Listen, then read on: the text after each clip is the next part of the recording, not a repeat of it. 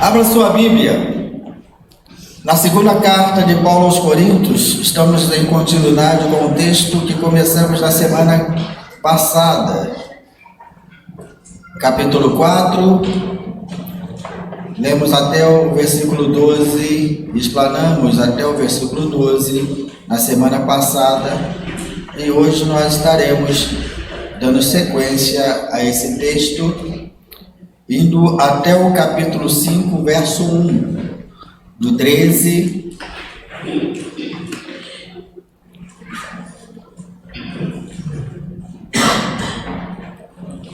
do versículo capítulo 4, do versículo 13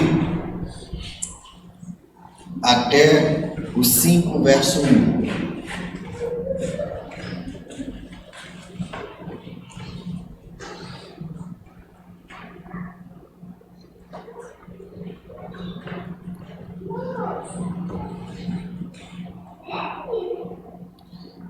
Diz-nos a palavra do Senhor.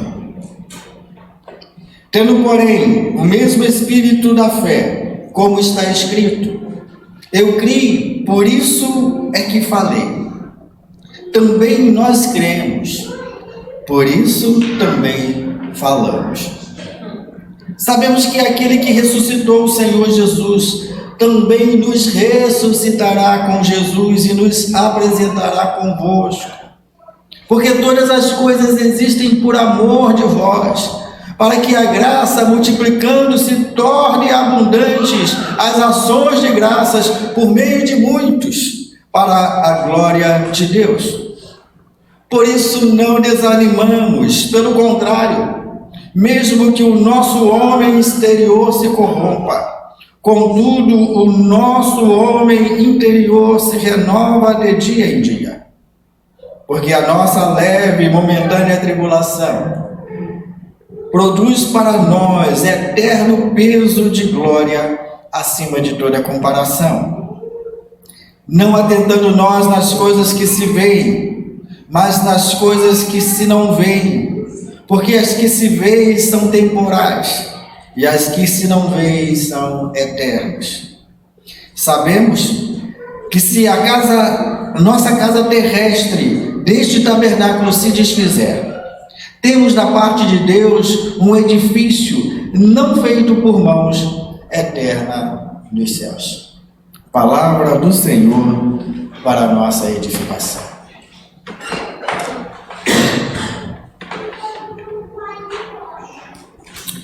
Queridos, nós compartilhamos na semana passada sobre o Evangelho vivo que é anunciado de maneira séria e responsável.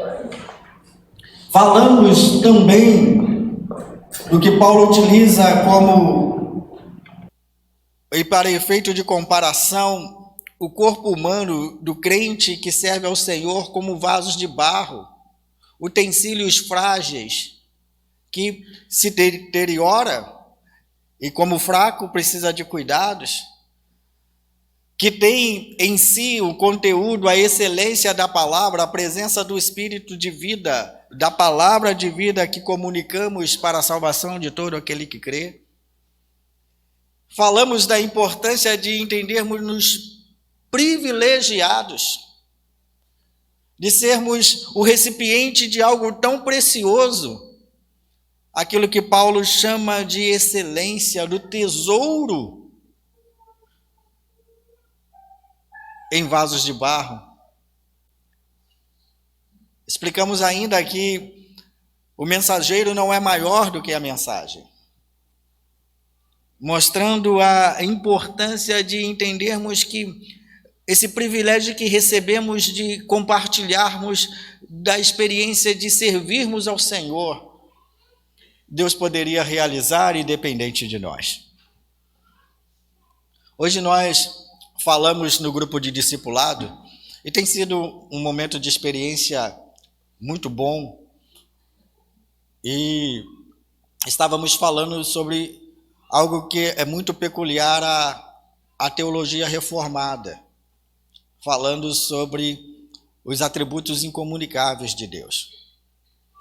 E esses atributos como isso afeta a vida da igreja e como isso nos afeta, mostrando que esses atributos incomunicáveis pertencem somente ao ser de Deus e que não é comunicado aos seres mortais, como a eternidade, a simplicidade, a imutabilidade. Esses atributos de Deus que traduz a essência desse Deus autossuficiente, algo que nós não temos e não somos, mostra que esse Deus poderia fazer qualquer coisa sem o nosso auxílio.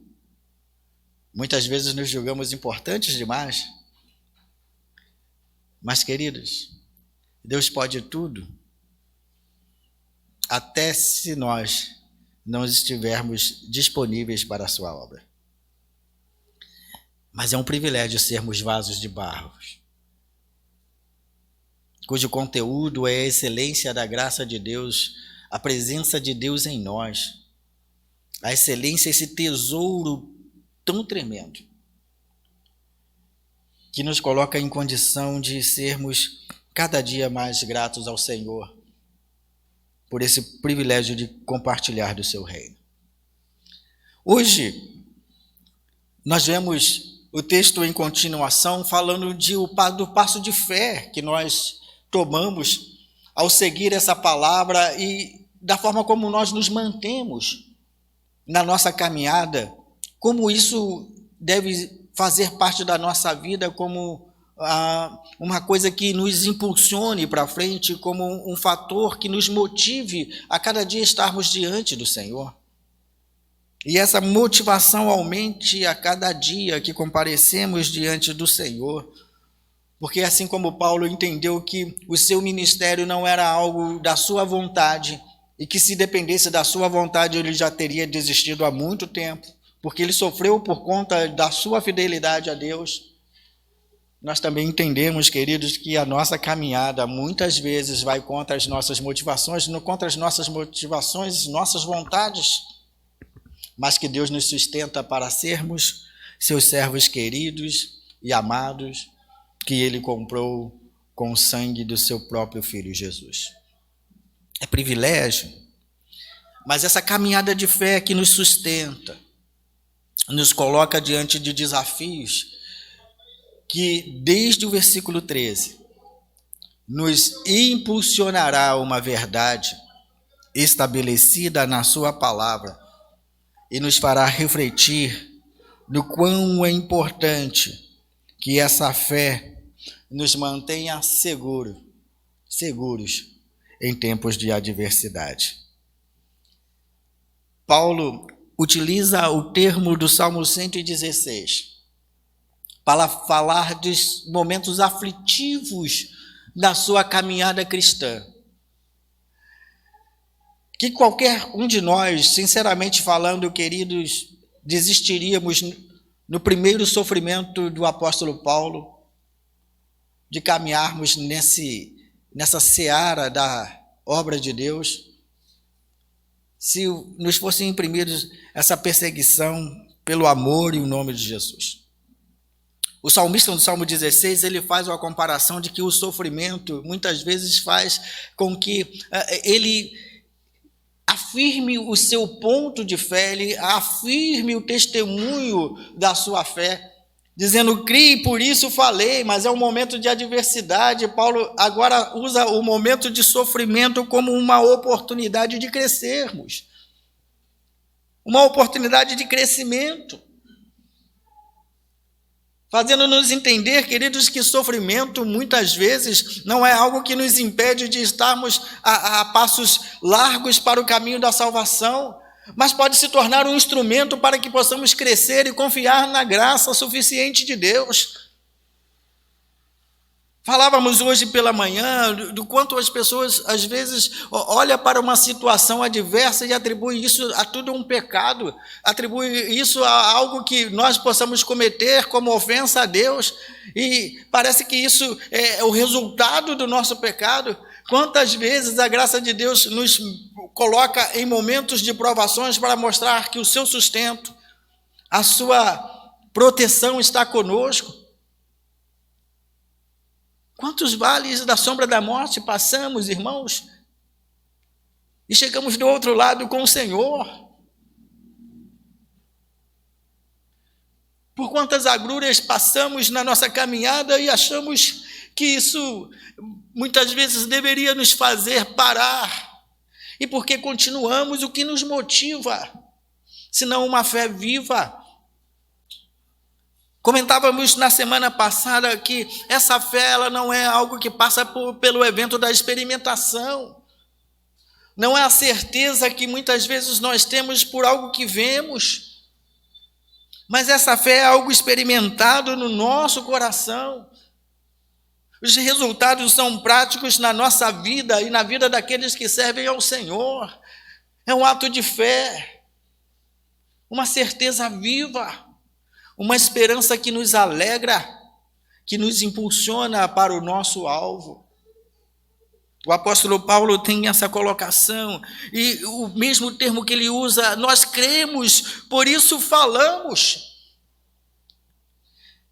Perceba os dois verbos interessantes, crer e falar.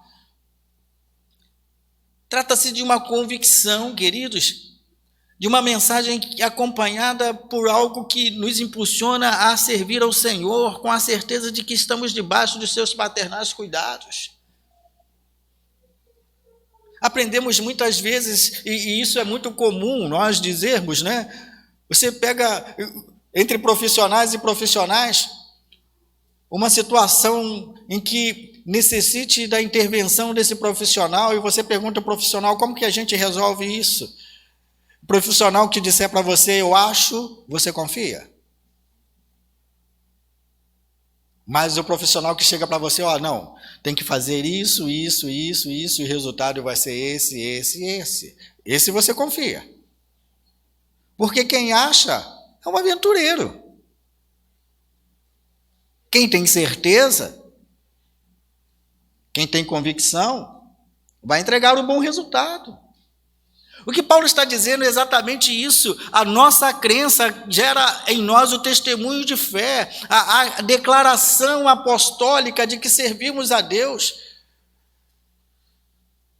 A certeza que nos move de que o resultado na frente será o desejado. Porque quem nos prometeu é fiel para cumprir. O crente não vive de suposições, irmãos. Vive de uma certeza e esperança viva. O que Paulo diz, cremos, por isso falamos. A evidência de que o que ele professa é uma certeza arraigada no coração, que não passa pela sombra da dúvida. Cremos, por isso falamos, e a adversidade não é nenhum impeditivo para entendermos que a ação de Deus, como privilégio que temos de servi-lo, nos apagará da promessa feita. Assim como o Salmo 116 transmite uma ideia de sofrimento, Paulo não nega os sofrimentos das lutas por servir ao Senhor Jesus. Falamos muito que no nosso tempo somos pessoas que troca Jesus por nada, troca Jesus por bala, troca Jesus por qualquer coisa, né? O irmão, quando está ofendido com outro irmão, vou sair da igreja porque eu fui humilhado na igreja. O que Jesus tem a ver com isso? O pastor está sempre falando, né? E a gente sempre pergunta, foi o irmão que morreu por você? Às vezes nós retrocedemos por nada, irmãos. Mas é no momento de adversidades que a nossa fé é motivada a olharmos para aquele que conquistou tudo para nós. Paulo passou por esses tempos aflitivos e ele encara isso como uma marca do seu ministério. Quem dera, irmãos, que como crentes no Senhor Jesus, nós tivéssemos marcas indeléveis, marcas que nos deixam a cada dia cientes do cuidado de Deus, da ação de Deus na nossa vida, apesar de circunstâncias. O crente não precisa de uma oportunidade feliz para declarar sua fé a Deus, mas é no momento de adversidades que essa fé se mantém viva e ela aparece. Crer, por isso falamos. No versículo 14 nós encontramos o apóstolo Paulo dizendo assim: olha, eu vivo uma viva esperança, eu sei que aquele que ressuscitou, sabendo, e veja agora, que ele agora traz uma ideia de que esse conceito é conhecido da igreja. Eu sei, e vocês também sabem que aquele que ressuscitou o Senhor Jesus também nos ressuscitará com Jesus e nos apresentará convosco. Paulo, ele termina o texto no versículo 12, mostrando que muitas vezes ele sofreu as marcas e a perseguição de Cristo para o conforto da igreja, que muitas vezes estava lá no seu conforto, criticando as ações de Paulo. Mas Paulo entende que o resultado será o mesmo para todo mundo. A igreja que muitas vezes está no seu conforto esperando Jesus voltar, livre de sofrimento, declarou sua fé em Jesus, terá o mesmo resultado daqueles que se afadigam na obra e que experimentaram, sim, carregar no seu corpo as marcas do Senhor Jesus. Paulo entende isso, dizendo assim que o resultado da pregação fiel gerará crentes que vão para o mesmo destino, que amam e desejam o mesmo destino.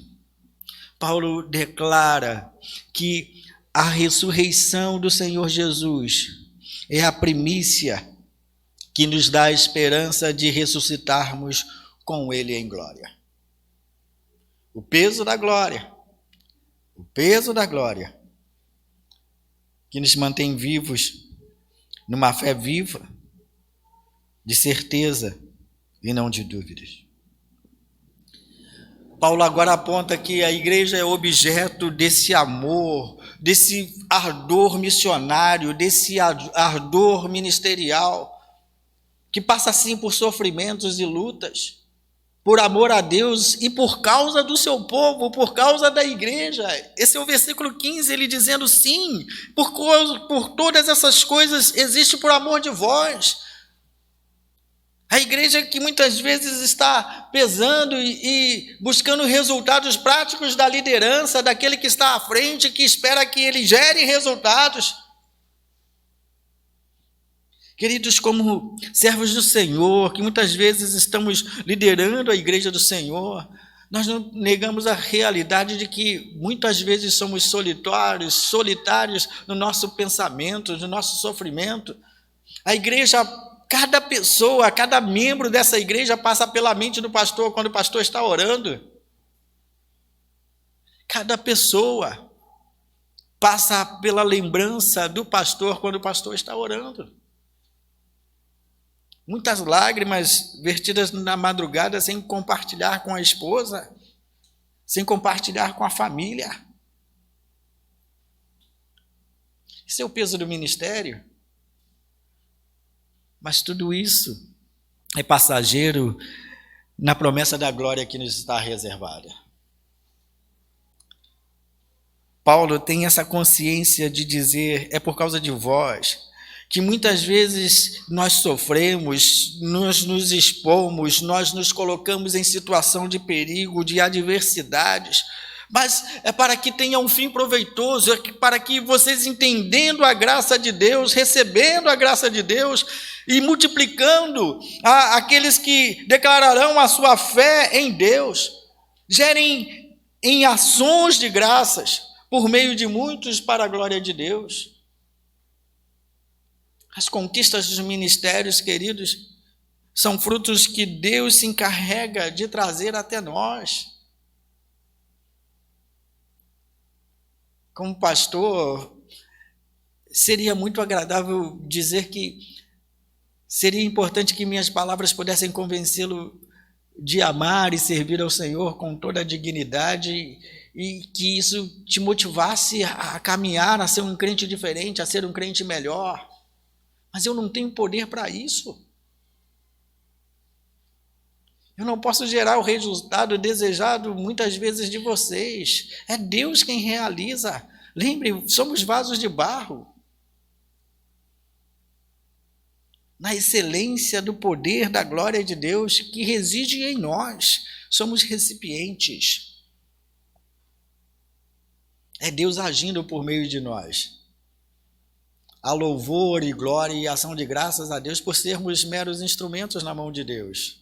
E ser meros instrumentos, queridos, não é nada depreciativo, não. Meros instrumentos na mão de Deus é algo que nos traz privilégio, porque, como nós falamos, Deus poderia fazer sem nós. Deus poderia realizar sem nós.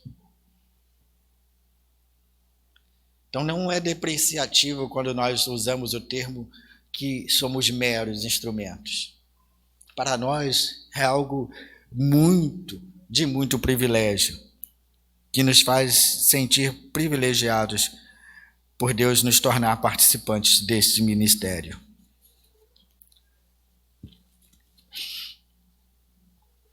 Paulo agora fala sobre o efeito da fé, que o mantém vivo para benefício da igreja.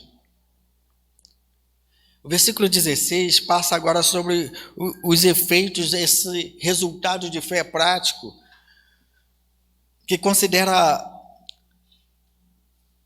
as coisas temporais e passageiras, queridos, situações ínfimas diante das promessas eternas. Paulo aponta agora o seu contraste, dizendo: por isso não desanimamos. Se tem uma razão para me manter motivado no caminho do Evangelho, é pela promessa de Deus, é pelo alvo que está proposto, eu vou seguir. Não desanimamos, pelo contrário, mesmo que o nosso homem interior se corrompa.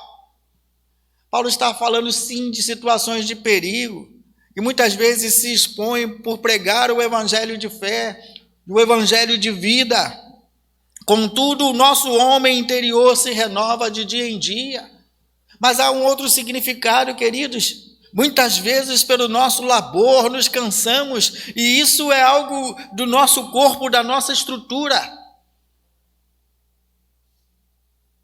Muitas vezes envelhecemos antes do tempo, pelas grandes exigências da nossa vida. Mas há uma certeza de que o nosso espírito está pronto, embora esse homem exterior, essa carcaça, muitas vezes mostre os efeitos da corrupção. Paulo entende que gastar o seu tempo, empreender o seu tempo na obra do Senhor, gerará a renovação do homem interior, de um espírito renovado em esperança e fé, para uma proposta de salvação que está garantida por nosso Deus. O versículo 17 coloca agora essa situação, se passamos por perigo, como nós enfrentamos essa situação de adversidade e como encaramos essa situação de adversidade, como isso pode nos ser algo favorável. Ele diz que a nossa leve e momentânea tribulação produz para nós eterno peso de glória acima de toda comparação. E aí você pensa, o que Paulo está falando?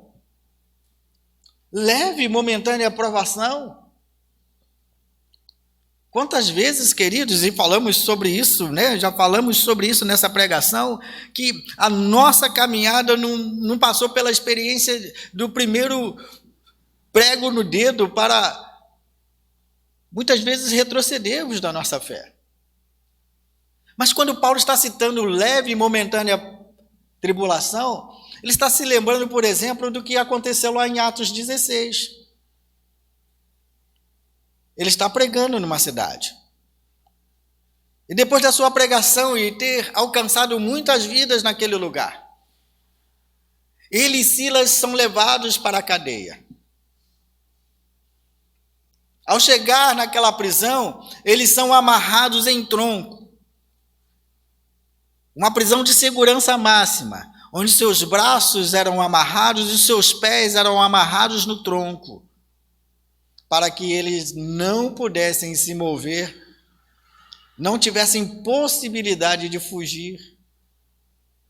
Paulo e Silas são encontrados chorando, lamuriando, são encontrados machucados e por isso reclamando de Deus pela situação que encontrou, porque Paulo e Silas não estavam presos porque cometeram um crime, irmãos. Eles estavam presos porque estavam pregando um evangelho vivo, um evangelho que transforma pessoas, um evangelho que faz com que o homem se torne imagem e semelhança de Deus restaurada. Ele está lá todo quebrado, todo arranhado. Motivo pelo qual, depois de ser alvo da graça de Deus, está lá o centurião, está lá o delegado, né, fazendo com que as marcas dele, as feridas sejam saradas. Mas nós encontramos Paulo e Silas cantando na prisão, louvando ao Senhor em tempos de adversidade, engrandecendo a Deus por momentos de adversidade. E talvez você fale, mas, pastor, a gente tem que passar por sofrimento por acharmos e termos a certeza da salvação de Deus em nossa vida? Geralmente, muitas vezes, isso não vai acontecer com muitos de nós, irmãos. Mas se acontecer, que não seja o motivo do seu desânimo pela causa de Cristo. Paulo está lá preso e canta e louva ao Senhor. Havia naquela prisão pessoas que estavam presos na mesma situação. Está lá o carcereiro do lado de fora ouvindo aquela canção. E geralmente o crente é tido como louco, né? E é verdade, parecia loucura o que Paulo e Silas estavam fazendo, machucados, trancafiados, amarrados e fechados em troncos, louvando e exaltando a Deus. Mas diz o texto do capítulo 16 de Atos, de que o meio da noite chegou, e à meia-noite, enquanto Paulo e Silas estavam clamando ao Senhor, louvando ao Senhor, acontece um terremoto naquele lugar. As cadeias se abrem, as amarras se desfazem, e não só Paulo e Silas se beneficiam dessa liberdade, mas todos os prisioneiros se encontram livres para sair.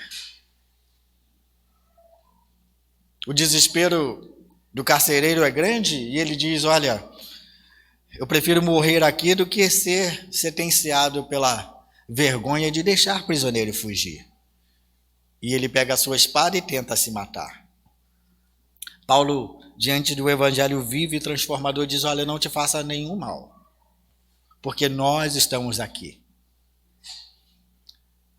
Aquele carcereiro cheio de autoridade, outrora certo de que ninguém poderia fugir, agora está vulnerável, perguntando a Paulo o que ele deve fazer. Sabe, a ideia de uma mensagem viva que nós encontramos no versículo 13, nós cremos, por isso falamos. Paulo não aponta suposições para que aquele homem possa se livrar de situações constrangedoras futuras, mas ele diz, crê no Senhor Jesus e será salvo tu e tua casa.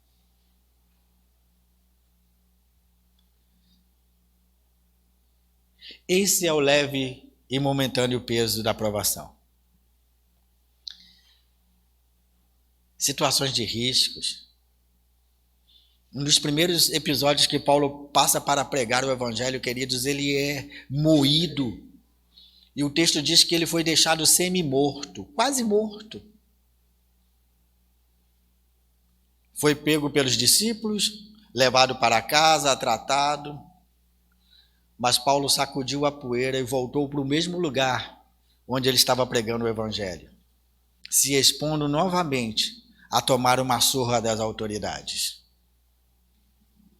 Isso é que Paulo classifica como leve e momentânea provação. leve e momentânea provação. E por que ele diz isso, irmãos?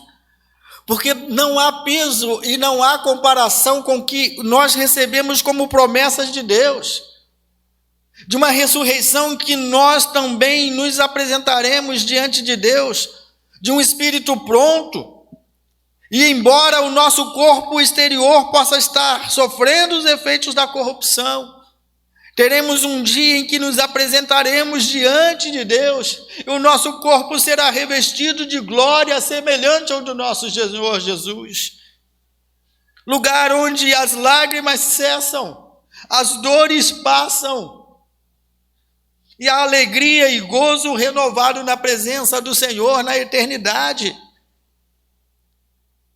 É preciso ver muitas vezes, queridos, que o sofrimento, ele pode ser instrumento para elevar-nos a Deus, não um empecilho para chegarmos a Ele. E muitas vezes as pessoas sempre aliam o sofrimento à coisa errada que muitas vezes estamos fazendo. Mas o sofrimento pode ser um instrumento de Deus para nos achegarmos a Ele. E como crentes, queridos, por mais que nos doa, precisamos olhar esse momento de adversidade como um momento de leve e momentânea tribulação, porque não há comparação com o eterno peso de glória que está reservado para aqueles que servem ao Senhor.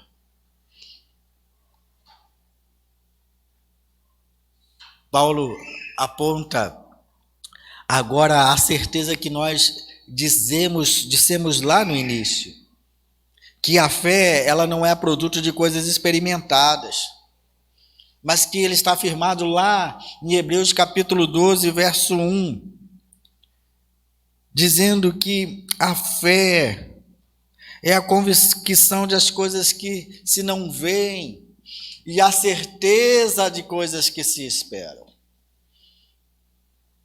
Ele diz, olha, nós não estamos atentando nas coisas que nós vemos. Nós não estamos mirando nas coisas passageiras e que podem nos manter presos a essa realidade. Nós esperamos a eternidade com Deus. Nós esperamos as coisas que nós não vemos. A alegria, a regozijo pela uma esperança, e as adversidades não podem apagar dos nossos olhos essa esperança. Paulo ainda afirma que as coisas que estão diante dos nossos olhos são passageiras, queridos, assim como o nosso corpo está destinado a ir para a sepultura. E veja, nenhum de nós vamos nos livrar disso. As coisas são passageiras e nós não levamos para a eternidade as coisas que aqui ficam. Não se prenda em coisas daqui. Há uma eternidade para você. As coisas que se veem são temporais, e as que se não veem são eternas. Há uma promessa de Deus sobre sua vida, e o que te mantém privilegiado por ser esse vaso de barro, contendo as preciosas palavras de Deus, a presença do Espírito Santo que nos moldou em Cristo para vivermos uma vida afeita a Cristo, deve nos motivar a olharmos para a eternidade como certeza e não como mera suposição. O céu é uma realidade, queridos. É uma promessa de Deus. E embora muitas pessoas duvidem, ele é destinado para aqueles que receberam Jesus no seu coração como o único e suficiente Salvador. Paulo não vê problema nas suas limitações físicas, porque as suas limitações serão supridas quando ele estiver diante do Senhor Jesus. Suas limitações serão supridas quando ele estiver diante do Rei da Glória, na sua volta, onde o nosso corpo será semelhante ao do nosso Mestre. O capítulo 5, verso 1, vem agora com um outro nível de comparação. quando nós falamos no início de que somos vasos de barro, contendo a excelência do tesouro dessa proclamação que é proclamada pelos filhos de Deus, Paulo agora faz a comparação do nosso corpo, esse corpo que perece, chamando de casa terrestre. O termo muito apropriado no meio reformado é a ideia de que Jesus veio tabernacular conosco. Ele veio morar conosco. E a ideia que nós temos agora de que somos esse santuário em que o Espírito Santo habita, embora sejamos um corpo mortal que perece, temos a habitação do Espírito Santo em nós. Agora Paulo faz a comparação agora no mesmo nível do vaso de barro. Porque quando Paulo está falando sobre essa casa terrestre, ele está usando a figura do tabernáculo. Você sabe o que significava o tabernáculo? Tabernáculo lá no Antigo Testamento era aquela cabaninha improvisada, porque o povo de Israel precisava levantar acampamento todas as vezes que Deus mandava o povo se dirigir à terra prometida, em direção à terra prometida. Tudo era improvisado. No deserto, irmãos, eram cabaninhas. A morada de Deus, o santuário de Deus, o lugar onde Deus morava era uma cabana. E é essa comparação que Paulo faz dessa casa terrestre, desse tabernáculo que se desfaz. Dessa casa que é temporal. E quando ele se desfizer, sabemos que se a nossa casa terrestre se desfizer, seja pela volta do Senhor, seja pelas consequências da nossa fidelidade ao Senhor, seja por morrermos por causa do Evangelho, seja pela vida dedicada a Deus, seja pelos prejuízos que temos por servirmos o Senhor de maneira fiel, nós temos a garantia de que temos da parte de Deus um edifício, não a morada apontada lá em 14, verso 1 e 2 de João, dizendo que na casa do meu pai há muitas moradas, mas agora fazendo a comparação do nosso corpo que será revestido de imortalidade, para sermos um tabernáculos vivos diante de Deus. A ressurreição, os efeitos da ressurreição do corpo, os efeitos da volta de Cristo, nos transformará agora da parte de Deus um edifício, casa não feita por mãos, eterna nos céus. Você anseia por esse dia em que esse tabernáculo frágil, improvisado, mas que contém hoje o Espírito Santo, agora será o lugar da habitação de Deus eterna na eternidade? Você anseia por esse dia? Você deseja por esse dia? E é por isso que a pergunta continua, queridos: o que nos motiva a andarmos a passos largos para um serviço do Senhor Jesus, para servirmos o reino de Deus, para vivermos diante desses santos propósitos?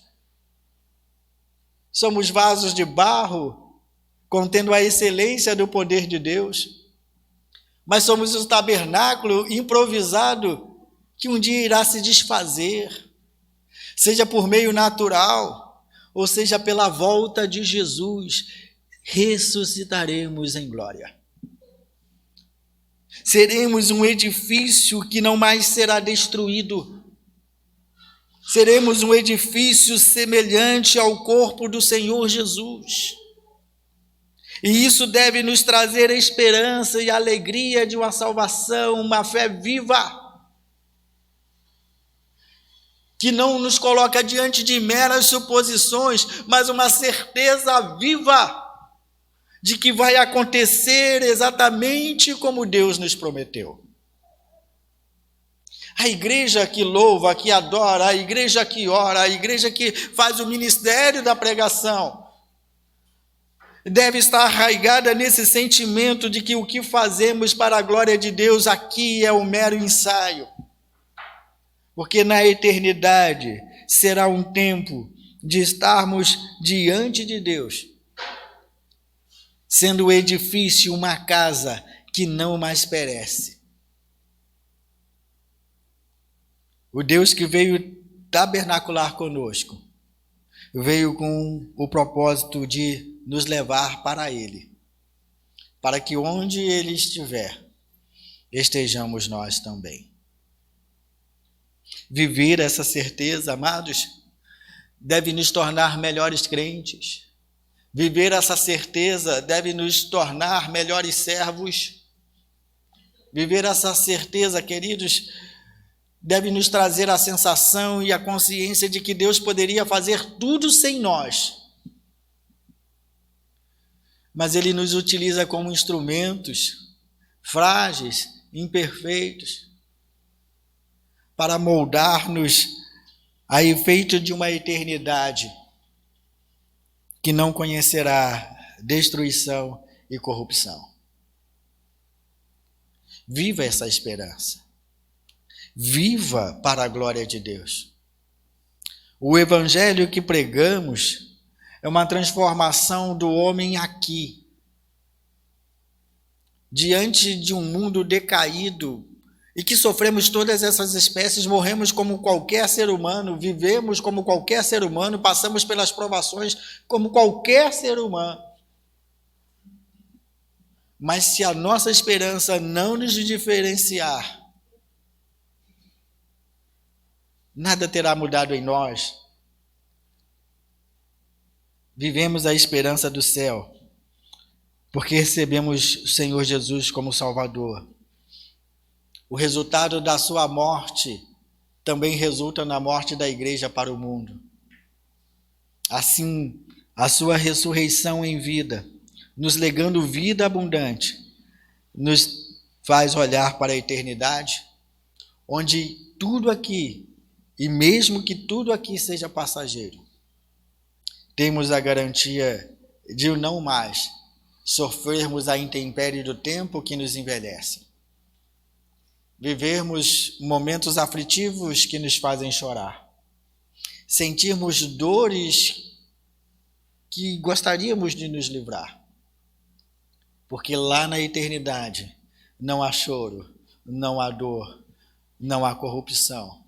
Somente louvor de um corpo restaurado para uma eternidade viva com o Senhor. Viva debaixo desse propósito. Seja um vaso de barro que contém a excelência do poder de Deus. Seja esse tabernáculo improvisado, com a certeza de que um dia essa casa improvisada se transformará num lugar definitivo, onde Deus estará habitando eternamente, para vivermos as delícias em que sofrimento nenhum pode ser comparado com a glória que nos está reservada. Que Deus nos abençoe.